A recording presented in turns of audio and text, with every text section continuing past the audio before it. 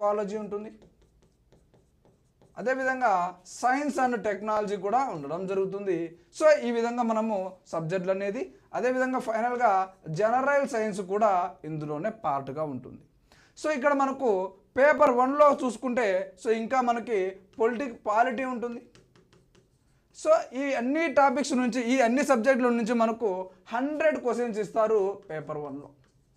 100 questions ఇస్తారు paper 1లో. So ఒక్కొక్క క్వశ్చన్కి 2 మార్క్స్ ఉండడం జరుగుతుంది. టోటల్ 200 మార్క్స్కి మనకు పేపర్ 1 ఉండడం జరుగుతుంది.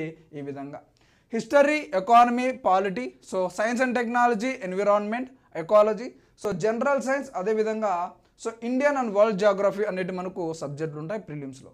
సో ఇక్కడ ఇవన్నీ కవర్ చేయడం వల్ల మీకు సో మెయిన్స్ కూడా చాలా ఈజీగా ఉంటుంది. సో ఇక్కడ 200 మార్క్స్కి మనకి ఇక్కడ సో ఇవి ప్రిలిమ్స్ క్వాలిఫై అయ్యేదానికి సో మనకు ఖచ్చితంగా సో ఇవన్నీ సబ్జెక్టులు చూడవలసి ఉంటుంది. అయితే ఇక్కడ 200 మార్క్స్కి మ్యాక్సిమం సో 80+ స్కోర్ చేసుకుంటే, 80 to 85+ స్కోర్ చేసుకుంటే సో మ్యాక్సిమం మనకు ఇక్కడ ప్రిలిమ్స్లో క్వాలిఫై అయ్యేదానికి ఎక్కువ ఛాన్సెస్ ఉంటాయి. అయితే ఇక్కడ మీరు మ్యాక్సిమం 45+, 100 క్వశ్చన్స్లో 45+ మీరు క్వశ్చన్ చేయవలసి ఉంటుంది. అప్పుడే you will get in to the mains. Okay, ఆ తర్వాత మనకు ఇక్కడ కేవలం 80 క్వశ్చన్సే ఉంటాయి. 80 క్వశ్చన్సే ఉంటాయి. ఈ 80 క్వశ్చన్స్లో ఒక్కొక్క క్వశ్చన్కి 2.5 మార్క్స్ ఉండడం జరుగుతుంది. ఒక్కొక్క క్వశ్చన్కి 2.5 మార్క్స్ ఉంటాయి. 80 into 2.5 ఈజ్ 200 మార్క్స్.